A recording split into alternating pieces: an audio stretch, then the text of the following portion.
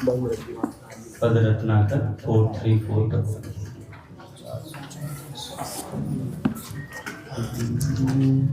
हाँ जल भरन गई री सजनी सजीवा दिन कालिंदी को।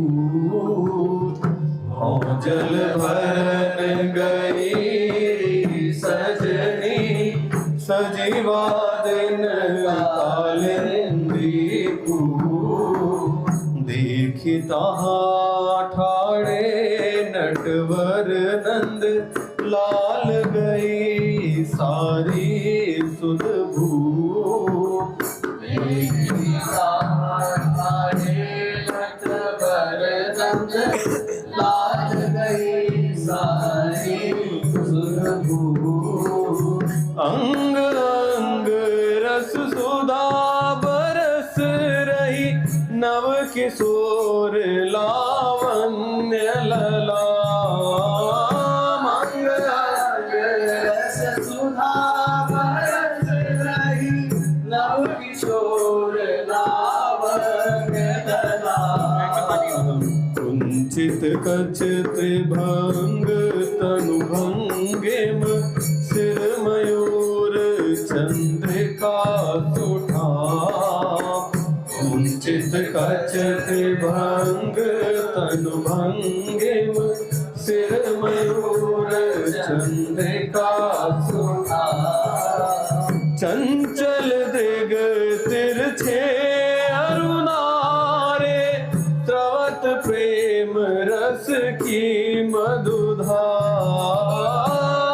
चंचल दिग तिरछे अरुणारे त्रवत प्रेम रस की मधुधार। बरबस कर शिलियो मेरो मन कोटि मनोज लजावन हार। बरबस कर शिलियो मन मेरो कोटि मनोज लजावन हार। सुस्मित अधर बदन मुनि मन हर बरन नील उर मुक्ता पापी। सुस्मित अधर बदन मुनि मन हर बरन नील उर मुक्ता पापी। मधुर मुरली मधुनाद निनादिनी हरत मदन मानस सब भांति। मधुर मुरली मधुनाद निनादिनी हरत मदन मानस सब भांति। वादिन ते मोह कछु न सुहावे कांपत सकल अंग दिन रात। वादिन ते मोह कछु न सुहावे कांपत सकल अंग दिन रात। कब निर्खामन भरे मन मोहन कब परसों शुचि पद जल जा। कब निर्खामन भरे मन मोहन कब परसों शुचि पद जल जा।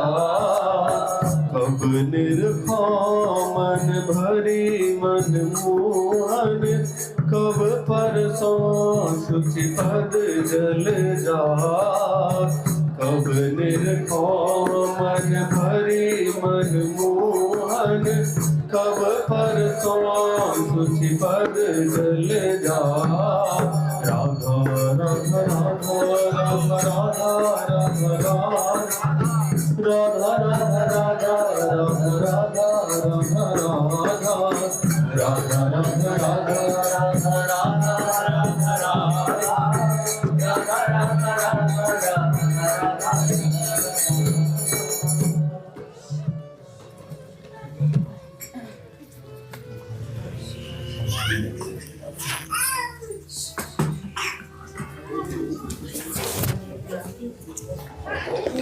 बोले राधा माधव सरकार की जय। पूज्य श्री भाई जी महाराज की जय। पूज्य श्री राधा बाबा की जय। पूज्य मैया की जय। अपने प्यारे भैया की जय। पूज्य दादा की जय। भक्तवत्सल भगवान की जय। हरि बोल। बड़े सौभाग्य का क्षण है कि आज भी हमें सत्संग और कीर्तन का परम लाभ प्राप्त हुआ है।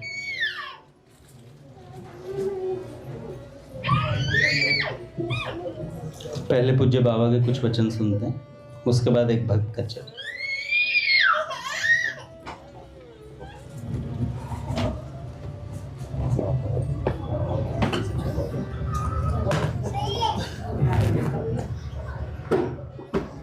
पूज्य बाबा कहते हैं प्रेम सत्संग सुधा माला पुस्तक में,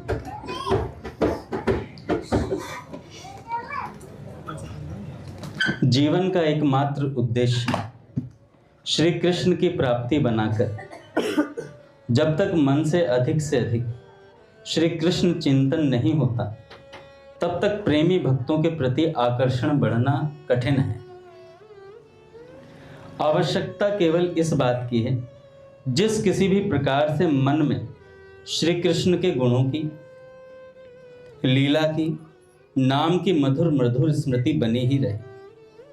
बस इसी बात की चेष्टा करें, इसी में जीवन का साफल्य है और ऐसा करने से ही रास्ता तय होता है।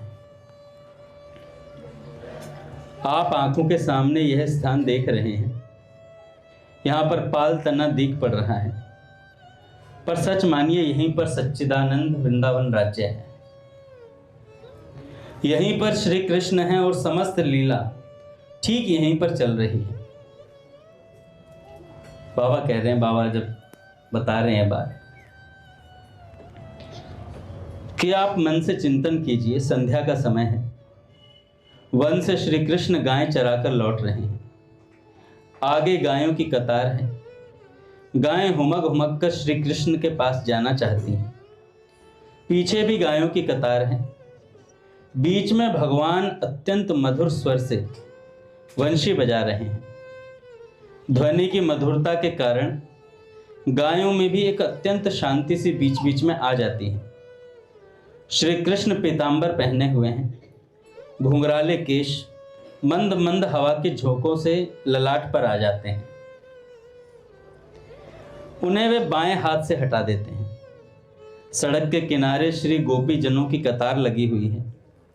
श्री कृष्ण अपने बालों को हटाकर कभी किनारे की ओर और कभी पीछे की ओर हल्का सा ताक देते हैं और मुस्कुरा देते हैं। थोड़ा आगे बढ़ते हैं, गायें भी आगे बढ़ती हैं। ग्वाल बाल कभी उनके पीछे हो जाते हैं और कभी आगे हो जाते हैं। बाबा कहते हैं इस प्रकार मन को कभी गायें में, कभी ग्वाल बालों में, कभी श्री कृष्ण में और कभी श्री कृष्ण के मुकुट में, कभी उनकी घुंघराली अलकों में, कभी वंशी में और कभी चरणों में, कभी वृंदावन के कदम्ब के पेड़ में, कभी आम के पेड़ में और कभी अमरूद के पेड़ में स्थिर करने की चेष्टा करें। मन को मुकुट देखने में लगाया और फिर आसानी से जितनी देर वह टिक सके उतनी देर मुकुट को देखते रहे। जब मन वहां से हटने लगे तो किसी दूसरे अंग में मन को लगा दें, फिर वहां से उछटे तो तीसरे अंग में लगाते रहिए। देखिए वृंदावन के वन, नदी, पर्वत, गायें, सड़क, गोपी, ग्वाल बाल, आम, अमरूद, छीके, डंडे, बांसुरी, ऐसी अनंत चीजें हैं जिनमें चाहिएगा तो मन लगा सकते हैं, चाहिएगा तो मन लगा सकते हैं। बस मन को फुर्सत मत दीजिए और जीभ तो मशीन की तरह नाम लेती रहे और मन वृंदावन का चिंतन करता रहे। बहुत जरूरी हो तभी मन को बाहर लाइए, नहीं तो अंतर्मुख रहकर प्रत्येक वृत्ति को वृंदावन के किसी भी पदार्थ में तदाकार करते रहिए, फंसाते रहिए। अभ्यास करने से होगा और खूब आसानी से होने लगेगा। सब भूलकर इसकी चेष्टा कीजिए। देखो नहीं करोगे तो कोई उपाय नहीं है। नहीं करेंगे तो कोई उपाय नहीं है। जहां दीवार दिखती है, मकान दिखते हैं, टीले दिखते हैं, कुआं दिखता है, पेड़ दिखता है, वहां आंख मूंदकर एक बार खूब दृढ़ता से निश्चय कीजिए, आहा, यहां तो वृंदावन है। बस वे पेड़, वे दृश्य हैं, बस सामने श्री कृष्ण हैं, गायें हैं, बस बस यही हैं। इस प्रकार जितनी लीलाएं आपने पढ़ी हैं, सुनी हैं, जितनी सुनेंगे, पढ़ेंगे, उनमें से जिसकी ओर मन लगे उसी में रम जाइए। कभी रास्ता तय होगा, मन को तन्मय करना ही पड़ेगा, चाहे कैसे भी करें। उनकी कृपा का आश्रय लेकर करें तो कुछ भी असंभव नहीं है। मन श्री कृष्ण में लग सकता है। देखो, घबराना नहीं चाहिए। जिनकी अनंत कृपा से मन में धुंधली सी चाह उत्पन्न हुई है उनको पाने की, वे आगे भी बढ़ा ले जाएंगे। जल्दी या देरी पहुंचना तो है ही, जल्दी या देरी से पहुंचना तो है ही। अभ्यास से सफलता मिलेगी ही, और भैया नाम तो खूब जल्दी सध जाएगा। हाँ, मन को खास स्वरूप की ओर अथवा लीला की ओर लगाकर दूसरा काम करने में विशेष अभ्यास की आवश्यकता होती है। बीच बीच में जल्दी जल्दी स्मृति तो थोड़े ही अभ्यास से संभव है। कहते हैं, छिन ही छिन सुरति होतरी माई, छिन ही छिन सुरति होतरी माई, बोलनी मिलनी चलनी हंसी चितवनी, प्रीति रीति चतुराई। भावार्थ ये है कि श्री गोपी अथवा राधा जी कहती हैं, सखी बार बार श्री कृष्ण की स्मृति हो रही है। वह उनका बोलना, मिलना, चलना, मुस्कुराना, देखना, प्रीति की रीति, प्यार भरी चतुरता बार बार याद आती है। संध्या के समय श्याम सुंदर गायों के साथ जब आते थे, उस समय उनकी मनोहर छवि देखकर ऐसा प्रतीत होता था मानो सुंदरता रूपी आनंद में अमृत में समुद्र लहरा रहा हो। उनकी किशोर अवस्था और उसमें उनकी तरंगे झलमल कर रही होती थी। श्याम सुंदर का एक एक अंग क्या था, मानो कामदेव की सेना हो। धीरज बरबस छूट जाता था। आंखों पर किसी अंग की छवि पड़ते ही मालूम पड़ता था मानो श्याम सुंदर जादूगर ने टोना फेंका हो। प्यारी जू की अखियन में कुछ टोना।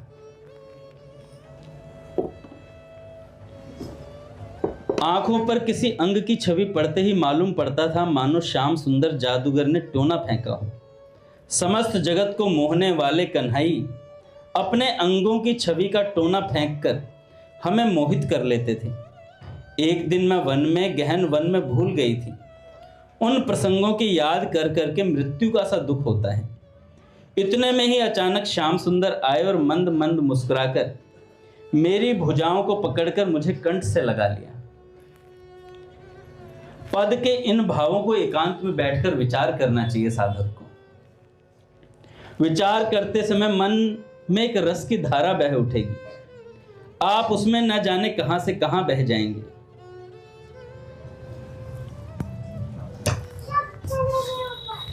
सभी प्रेममयी लीला तथा सभी ऐश्वर्यमयी लीला, समस्त लीलाओं का आधार भगवान श्री कृष्ण की शक्ति, आह्लादिनी शक्ति श्री राधा जी हैं। श्री कृष्ण लीला का आस्वाद लेते हैं और श्री राधा जी लीला का आस्वाद कराती हैं। इन लीलाओं में भी कई स्तर होते हैं भैया, और यह साधक की साधना पर निर्भर करता है वो कहां पर है। तो हमारे पूज्य भैया ने तो सीधा सीधा रास्ता बताया। इतने सुंदर सुंदर पदावली भैया ने लिख दी है, और वो भी सिंपल भाषा में, हमारे अनुसार। जो धुनें हमें पसंद है उन्हीं धुनों में लीलाओं को पिरो दिया है। अब कोई ये नहीं कह सकता ये संस्कृत है समझ में नहीं आ रही है ना। कई लोग तो हिंदी को ही संस्कृत समझ बैठते हैं। मैं एक दिन राधिका को पद रत्नाकर का पद पढ़वा रहा था। फिर पिताजी संस्कृत में है, मैंने कहा हिंदी में, नालायक हिंदी में है। क्योंकि स्कूलों में हिंदी ही नहीं पढ़ाई जा रही। 1 2 3 ये भी हिंदी में याद नहीं है बच्चों को।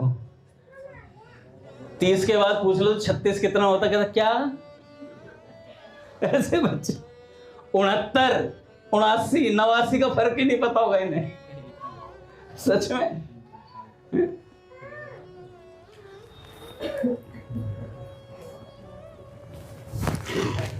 तो पूज्य बाबा कहते हैं अगर साधना करना चाहो तो हो सकती है, और नहीं करना चाहो तो फिर तो कोई बात ही नहीं।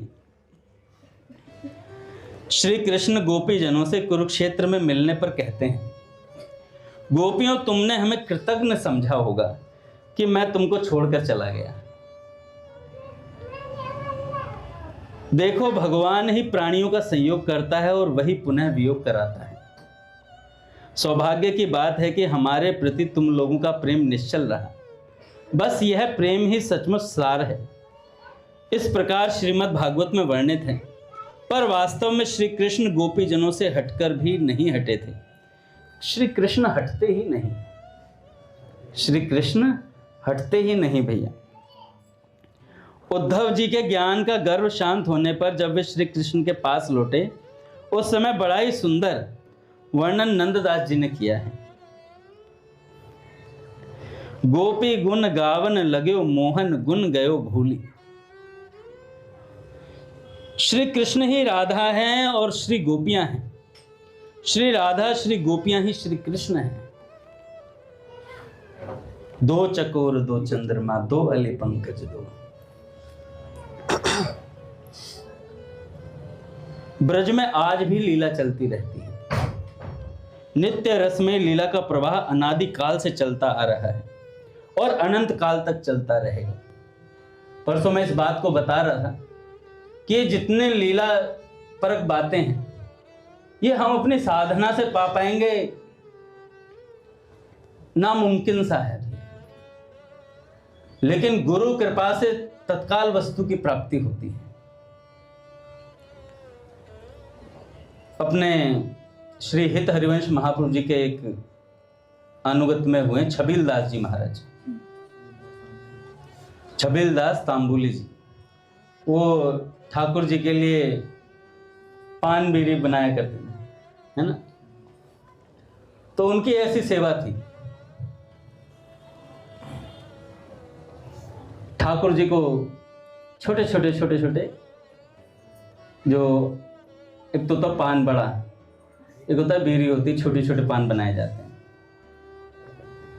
तो प्रिया प्रियतम को राधा वल्लभ लाल जी को वो पवाया करते थे बना करके अपने हाथों से, और फिर आगे दे दिया करते थे। बाकी श्री हित हरिवंश महाप्रभु जी आगे पवाते थे। बड़ा सुंदर प्रसंग लगता है मेरे को ये। उसमें जो छबील दास जी थे, ये सेवा किया करते थे वहां पर हित हरिवंश महाप्रभु जी के पास। एक दिन हित हरिवंश महाप्रभु जी बहुत प्रसन्न थे, और प्रसन्नता में उन्होंने कहा कि कुछ मांग लो कोई मुझसे, आज मुझसे तो कुछ मांग लो। छबील दास जी निकट थे, दिन बंधु, जैसे आप भैया के निकट रहते हो। तो छबील दास जी चरण दबा रहे थे, तो हित हरिवंश महाप्रभु जी ने कहा कि छबील दास तुम ही मांग लो, तुम मांग लो, आज कुछ मांगना चाहते हो तो जो मांगोगे वो मिलेगा। छबील दास जी ने कहा क्या बात है, अद्भुत बात, अगर मेरे ऐसे को कह दिया जाए तो भैया एक बाइक दिला दो, बाइक दिला दो, गाड़ी दिला दो, स्कॉर्पियो एन दिला दो,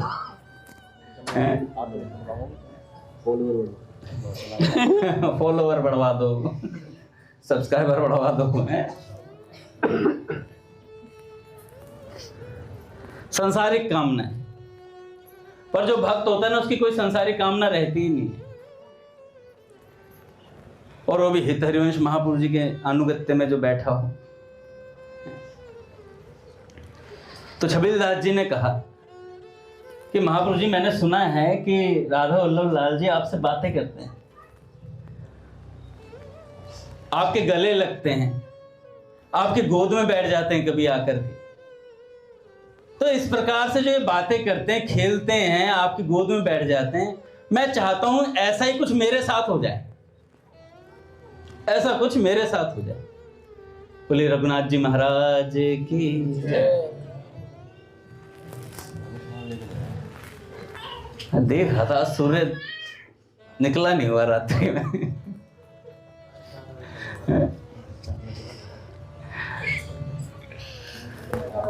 तो रघुनाथ जी महाराज फिर रिपीट कर देता हूँ। हितहरिवंश महापुरुष जी के एक शिष्य हुए श्री छबील दास तांबुली जी। वो ठाकुर जी को पान बीड़ी की सेवा पधराया करते थे, बड़े सुंदर पान बनाते थे। और एक दिन ऐसे ही हितहरिवंश महापुरुष जी के चरणों में बैठे हुए चरण दबा रहे थे। महापुरुष जी अपने आवेश में थे, महापुरुष जी को कोई लीला का स्मरण, कुछ बात ऐसी हुई होगी, तो उन्होंने कहा कुछ मांग लो आज कोई मुझसे। सामने दीनबंधु तांबुली बैठे थे।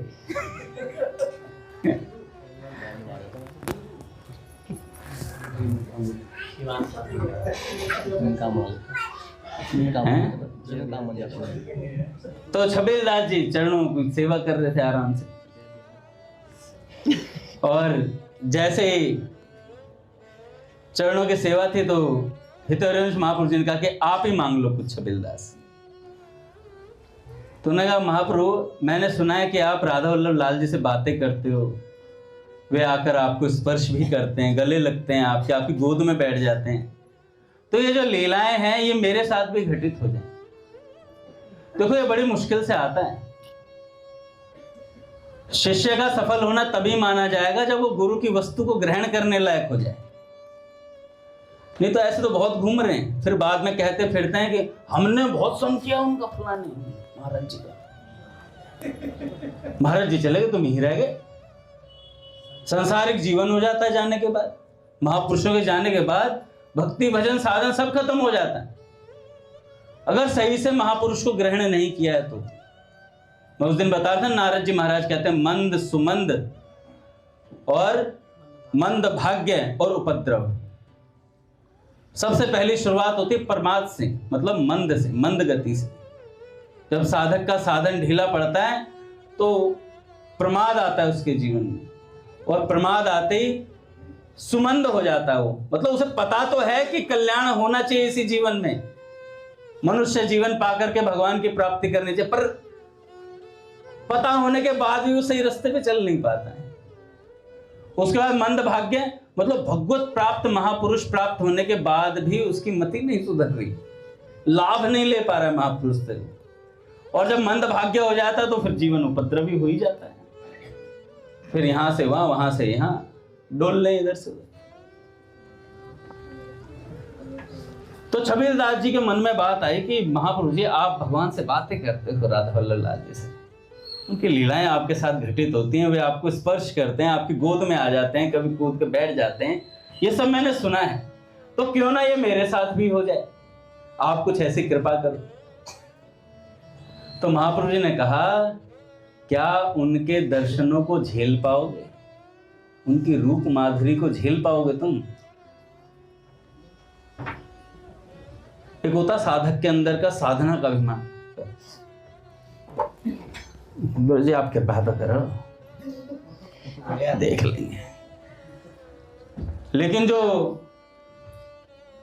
गुरु के शरणापन्न होता है वो कहता है गुरुदेव रूप की माधुरी को झेलने के लिए वो सामर्थ्य भी आप ही प्रदान करेंगे। यही बात छबील दास जी ने बोल दी। महापुरुष जी ने कहा ठीक है। और ये नहीं कि कुछ कान में मंत्र दे के गए हो महापुरुष जी, कुछ नहीं, कोई विधिवत कोई आसन पे बैठा के कुछ कान में फूका पाके, कुछ नहीं। हितहरिवंश महापुरुष जी ने कहा कि हो गया, हो गई कृपा तुम पर, इतनी बात बोली और महापुरुष जी वहां से चले गए। आज छबील दास जी गए महाराज और बढ़िया से पान बीड़ी बनाई कई सारी, और प्रिया प्रियतम सरकार के लिए आज रोकने के लिए वो डिबिया में लेकर के प्रस्तुत हुए। और दिन तो राधा वल्लभ लाल जी को जब देखते थे तो ज्यादा देर टिकते नहीं थे, बस सेवा में दी, आगे पधरा दी और चले गए। आज प्रिया प्रियतम सरकार को देखा तो आज श्री विग्रह नहीं साक्षात नजर आए। आज साक्षात नजर आए। और ऊपर से क्या छवि थी भैया। देखो महापुरुष बताते हैं, जिन संतों ने बात बताई है वो विलक्षण भावावेश में बताते हैं। प्रिया प्रियतम एकटक एक दूसरे को देख रहे हैं, गलबैया किए हुए। प्रियतम का हाथ प्रियाजू की कमर पे और प्रियाजू का हाथ प्रियतम की कमर पे है। बड़ी सुंदर छवि विराजित थी। एक दूसरे को ऐसे इतने निकट से यूं देख रहे हैं, यूं जैसे तिरछे देखते ना, यूं उधर से श्री जी देख रहे हैं, इधर से माधव देख रहे हैं। तो देखते देखते नजर पड़ी छबीलदास जी पे। छबीलदास जी से श्री जी ने कहा कि ये डिबिया क्या पधरा दिए, आओ हमें पवाओ। तो प्रियतम ने देखा हुआ, प्रियतम हल्का सा मुस्कुराए, हल्का सा। श्री जी ने कहा दंतावली मत दिखा देना पट खुलेंगे महाराज। श्री राम जय जय राम। श्री राम जय जय राम। श्री राम जय जय राम।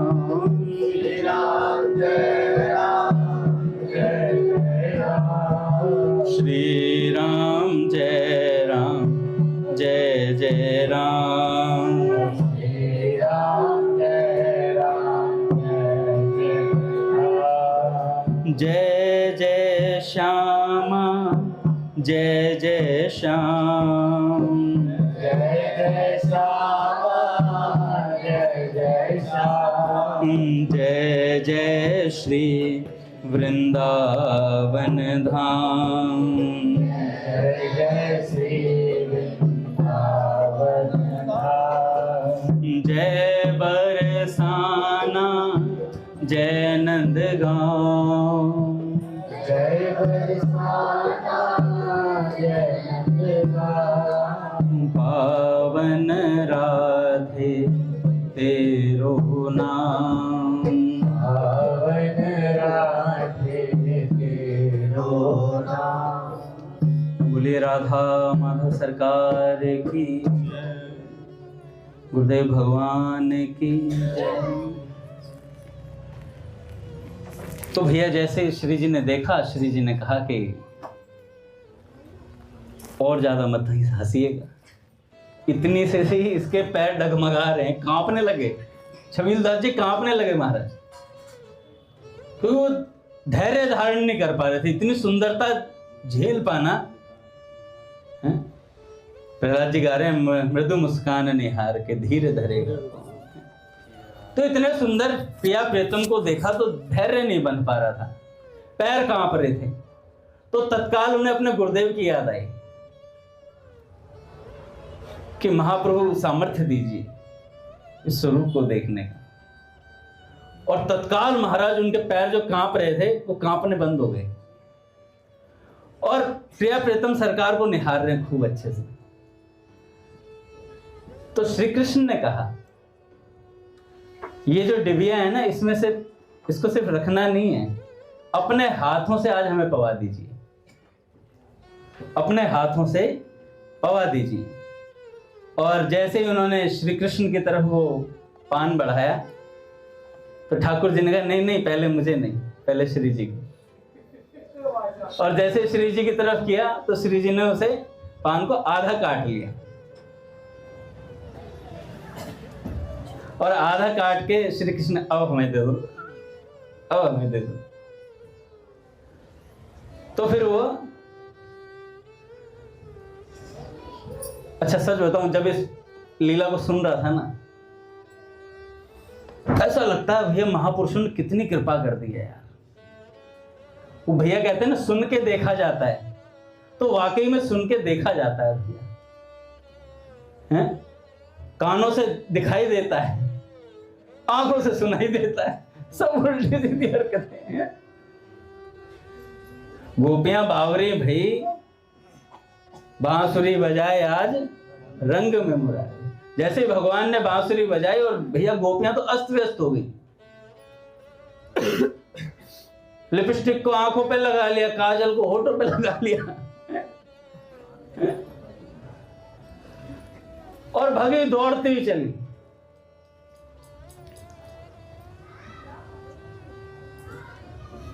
सुनती हो कहा भग जाओ, नैन के बान न दे। आहा, एक गोपी थी, अपने पति के लिए हलवा बना रही थी। सूरदास जी के पद में आता है, अपने पति के लिए रोटी हलवा वगैरह बना रही थी। तो भगवान का चलना बोलना सब कुछ अलग है। लूट लियो ने तो बोलन डोलन, सुंदर श्याम सलोना, प्यारी जूकी अखियन में कछु टोना। श्याम सुंदर को श्री जी लूट लेती हैं। तो ठाकुर जी वन विहार से लौट रहे थे, तो उस गोपी के घर के बाहर से निकले। जब बाहर से निकले तो भगवान का चलने में अलग ही पता चल जाता कि श्री कृष्ण आ रहे हैं, कि क्या चाल ढाल अलबेली है, गजराज चले मस्ते मस्ते। जैसे बालक चलते ना, आपने देखो छोटे बालकों की कैंची सी बनाते चलते हैं, ठुमक ठुमक कैसे। तो पायल की रुंझुन रुंझुन आवाज आ रही थी, तो गोपी ने सुन ली। और जैसे गोपी ने आवाज सुनने की, श्री कृष्ण गोचारण से लौट रहे हैं, और जैसे ऐसी बात सुनी तो गोपी तो उठ के चली। अब कहां कौन सा भोजन, कौन सा पति, को उसे कुछ ध्यान नहीं रहता। तो जैसे उठ के चली तो पति ने हाथ पकड़ लिया। अभी तो 3 ही भाई हैं, चौथी रोटी कौन देगा। उठ के चली जैसे, तो जैसे चली तो गोपी ने कहा कि श्री कृष्ण आ रहे हैं। कह रहे तो प्रसाद बीच में छोड़ के जाओगी क्या, ऐसे बनाना, फिर जाना पड़ेगा। तो पति ने क्या कहा कि इस तन पे मेरा अधिकार है। तो गोपी ने कहा रख पे।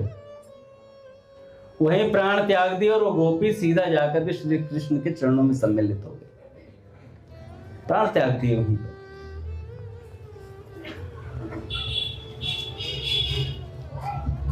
तो भैया जब भगवान की बांसुरी बजती है, जब भगवान आते हैं तो उनके स्वरूप को झेलना बड़ा मुश्किल होता है। और यही छबीलदास जी ने वहां जब ये दर्शन किया, वहीं चरणों में प्राण त्याग दिए।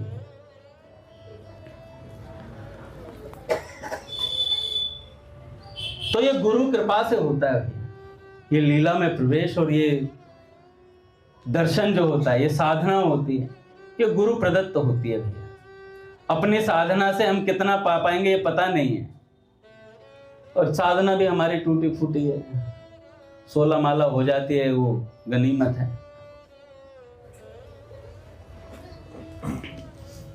सत्संग की इच्छा खत्म है। अच्छा, एक पंक्ति याद कर लिए, कौन सी, एक भजन आता था ना अपने अग्रवाल जी का,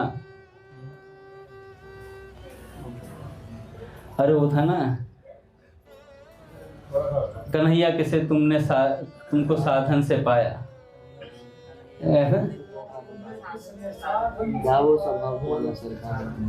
नहीं किसी ने साधन से तारा, साधन से कहाँ तारते हो आप? अरे साधन कृपा करता है भैया। साधन मतलब मतलब स्त्रीलिंग होता है। पूज्य बालकृष्ण दास जी महाराज कहा करते थे बाबा से, पहले आप सोहम सोहम करते थे, अब आप साहम साहम करते हैं, मतलब राधा मैं हूं, राधा मैं हूं, राधा मैं हूं। तो ये जो साधन है ना, ये राधा है, राधा धन।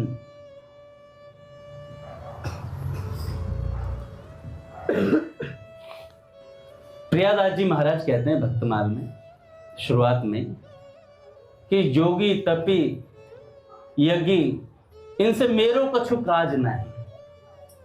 कोई कितना बड़ा योगी है, कौन कितना बड़ा परमहंस है, इससे मेरे को कोई काज नहीं है। ये बता रहे थे श्री बिहारीदास भक्तमाली जी महाराज। उन्होंने कहा, प्रियादास जी महाराज ने कहा कि प्रियादास जी महाराज कहते हैं मुझे योगी तपियों से, परमहंस हिमालय पे चढ़ा हुआ, मुझे उससे कोई काज नहीं है। मुझे तो ऐसा चित्त चाहिए जो श्री कृष्ण में आसक्त हो, कोई ऐसा अनुरागी हो जो सेवा में आसक्त हो श्री कृष्ण की, ऐसा चित्त चाहिए। तो भैया ऐसे चित्त प्रियादास जी महाराज ने कहा भक्तमाल में जितने भक्त हो ऐसे ही हैं, सारे रचे पचे हैं, बिल्कुल लबालब प्रेम से सराबोर है। भक्तमाल में एक चरित्र आता है ईश्वरदास जी महाराज का। अपने भैया ने बहुत पहले 2012 में जब गीता भवन में कथा करी थी, आप सुनना, पहली रिकॉर्ड में ईश्वरदास जी महाराज का चरित्र है उसमें, जिन्होंने बड़े निष्कामी थे। इनका ऐसा प्रभाव था प्रहलाद जी कि अंत समय में भगवान से मिलने के लिए, पता चला ना भगवान से मिलने का समय आ गया, तो अंत समय में किस पर बैठ गए? घोड़े पर बैठ गए। घोड़े पर बैठ करके समुद्र में कूद गए और घोड़े समेत चले गए महाराज भगवत धाम। घोड़े समेत भगवत धाम, घोड़े को भगवत प्राप्ति हो गई। तो पूज्य महाराज जी कह रहे थे कि भैया साधन तब किया होगा तो ईश्वरदास जी महाराज ने किया, पर उस घोड़े ने ऐसा कौन सा साधन कर लिया जो भगवान की प्राप्ति हो गई? कह रहे महापुरुष उसके पीठ पर आरूढ़ थे यार, महापुरुष आरूढ़ थे। ऐसे ही हमारे हृदय और मस्तिष्क पर महापुरुष छाए रहेंगे तो हमारा कल्याण नहीं होगा क्या? जब एक जानवर का हो गया तो सदा अपने दिमाग में नशा रहे महापुरुषों का, महापुरुषों की बातों का। और ये महापुरुष दिमाग में रहेंगे ना तो ये बार बार याद दिलाते रहेंगे तुझे भगवान को पाना है। ईश्वरदास जी महाराज इतने निष्कामी थे, इनकी ऐसी स्थिति हो गई थी घर में खाने के लिए कुछ नहीं बचा था, खाने के लिए कुछ भी नहीं बचा था। तो इनकी पत्नी ने कहा कि भाई हम दोनों तो सह लेंगे भूख को, लेकिन बच्चों की भूख का क्या होगा? ये बच्चे बेचारे मुंह फाड़ फाड़ के देख रहे हैं, कुछ मिलेगा नहीं मिलेगा खाने को। तो ईश्वरदास जी महाराज इतने भजनानंदी थे, समय व्यर्थ नहीं करते थे, समय बिल्कुल भी। तो अपनी पत्नी से कहा कि एक हंडिया में ना पानी चढ़ा दो, पानी चढ़ा दो आग के ऊपर, उसे टांग दो ऊपर, तो इन बच्चों को ढांढस बंध जाएगा। 1-2 घंटा तो निकालेंगे, सोचेंगे हंडिया में कुछ बन रहा है, पर बनेगा कुछ नहीं, खाली थी उसमें कुछ था ही नहीं, पानी गर्म हो रहा था। तो उन्होंने कहा इससे क्या होगा? कह रहे इतनी देर का भजन तो बनेगा, बाद में टेंशन लेंगे, इतनी देर का भजन तो बनेगा। ये भगवान की परीक्षा थी उनके लिए। और जब भगवान ने ये देखा कि ये तो मेरे भजन से हट ही नहीं रहा है, इसने हंडिया खाली पानी की आग पे चढ़ा दी ऊपर, तो भगवान को बड़ा प्रसन्न हुए। भगवान ने कहा अब इसके लिए मैं चलता हूं। भगवान ने क्या किया? खिचड़ी के लिए चावल नमक वगैरह अपनी झोली में बांध लिए, लक्ष्मी मैया को साथ ले लिया और कहा कि चलो आज खिचड़ी बना करके खिलाएंगे, खिचड़ी बना करके खिलाएंगे। और महाराज जो हंडिया चढ़ी थी उसमें भगवान ने चावल डाले, नमक डाला और बढ़िया से अच्छे से खिचड़ी बनाई और उन बच्चों के लिए पवाई भगवान ने, लक्ष्मी जी ने। एक बार ईश्वरदास जी महाराज जी के पास भगवान आ गए। भगवान ने कहा कुछ मांग ले। अरे अपने मांगना ही नहीं है, कोई काम नहीं, क्या मांगो? अरे नहीं फिर भी मांग ले, मैं आया हूं ना, मैं आता हूं तो किसी ना कुछ देकर ही जाता हूं। तो उन्होंने कहा अपने को कुछ कमी ही नहीं है तो मांगू क्या? ऐसा कई संतों के साथ हुआ, पूज्य सेठ जी के साथ हुआ, श्री मलुकदास जी महाराज जी के साथ हुआ। मलुकदास जी महाराज ने तो कह ही दिया था कि सब जीवों का कल्याण कर दो। सेठ जी ने भी यही बोला था। भगवान पहले कह तो देते हैं कि जन कहूं कछु अदेह नहीं मोरे, उसके बाद पलट जाते हैं। पहले कह देते हैं ऐसा कुछ नहीं है जो मैं दे नहीं सकता, और जब भक्त कह देता है सब जीवों का कल्याण कर दो तो भगवान कहते हैं यार सृष्टि का क्रम बदल जाएगा, कुछ और थोड़ा चेंज कर बात में। ऐसे तो भगवान ने कहा मलुकदास जी महाराज से कुछ और मांग। तो मलुकदास जी महाराज, जो मलुकदास जी महाराज की वाणी पढ़ लेगा उसका कल्याण हो जाएगा। पूज्य मलुकपीठ सरकार कह रहे कि उनकी वाणी को कोई पढ़ लेगा तो उसका कल्याण निश्चित है। ये भगवान का दिया हुआ वरदान। तो ईश्वरदास जी महाराज से भगवान ने कहा कुछ मांग लो।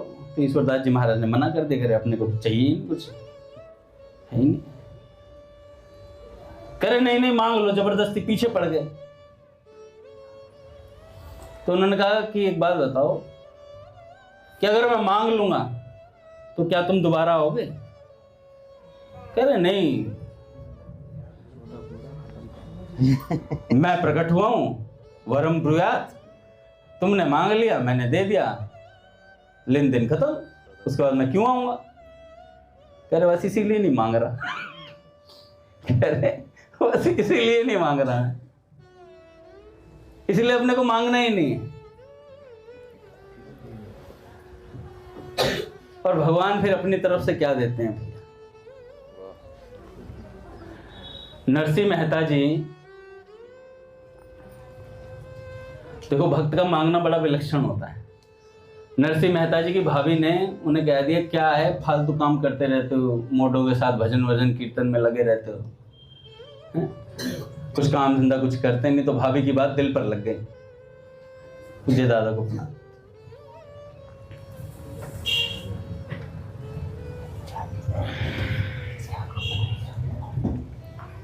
तो उनकी बात दिल पर लगी भाभी की।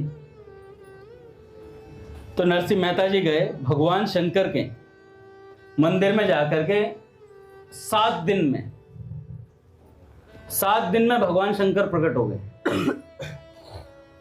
ऐसा भजन किया महाराज। और भगवान शंकर आने के बाद भगवान शंकर ने कहा कुछ मांग लो। ये भगवान की बड़ी बुरी आदत है, मांग लो कुछ तुरंत छुटकारा है। तो नरसिंह मेहता जी ने कहा भाई, उन्होंने सोचा कुछ संसार की वस्तु मांगे, कुछ इधर उधर का माल लें, पर नरसिंह मेहता जी पक्के भक्त थे भैया। नरसिंह मेहता जी ने कहा कि प्रभु आपको जो सबसे प्रिय वस्तु हो वो मुझे दे दीजिए।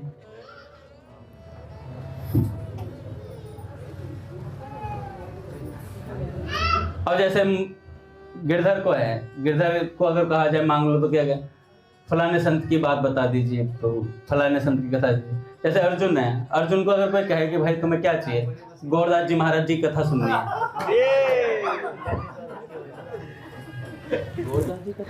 हाँ इन्हें बहुत प्रिय है गौरदास जी महाराज जी का चरित्र सुनते रहे।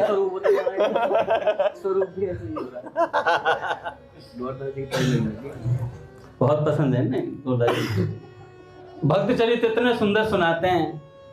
इन्हें मौका मिले तो इस समय भी वहीं चले जाएं, कथा आसपास हो तो।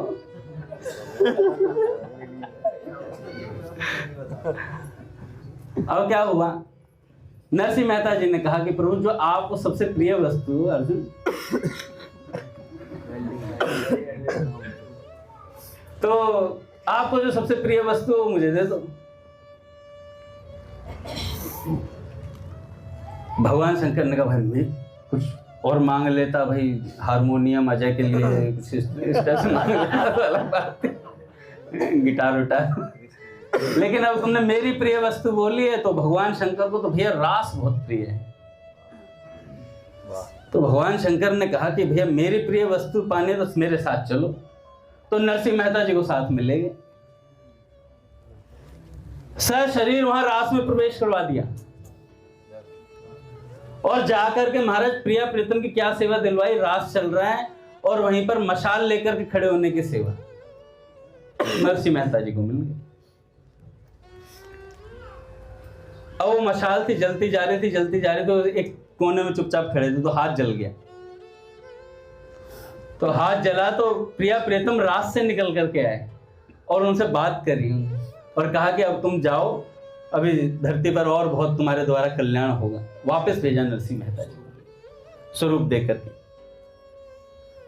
तो भैया भक्त को मांगना आना चाहिए, और ये मांगने की कला सत्संग से प्राप्त होती है, महापुरुषों द्वारा प्राप्त होती है। कि महापुरुष बताते हैं कि भैया क्या चीज मांगनी चाहिए भगवान से, क्या नहीं मांगनी चाहिए। हमारा बस चले तो हम तो रोज 500 का नोट मांग ले, प्रभु नौकरी ना जाना पड़े, 500 रुपए मेरे तकिए के नीचे आ जाए, 1000 रुपए आ जाए, 500 से काम नहीं चलेगा।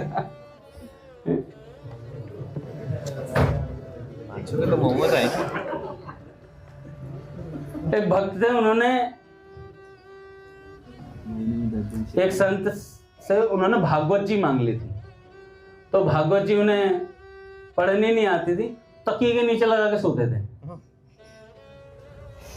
मतलब भागवत जी का तकिया बना लेते थे, ये समझ लो तुम। भागवत जी रख ली और वहां पे उनकी पत्नी रोज कहती थी कि ऐसा मत करो, ये अपराध है। कह रहे जब पढ़नी नहीं आती तो करूं क्या। तो भागवत जी को तकिए के नीचे लगा के सोते थे लोग। उसका प्रभाव यह हुआ कि अंत समय में उनके मुख से हरि शरणम निकला। कुछ नहीं पढ़ना था, उन्होंने कभी ये शब्द ही नहीं पढ़ा था, हरि शरणम, कोई इस टाइप का शब्द ही नहीं पढ़ा था जीवन में। और अंत समय में भागवत जी का प्रभाव तो तकिए के नीचे लगा के सोते थे, और उसके प्रभाव से ये हो गया भाई। तो महापुरुषों की दी हुई वस्तु कमाल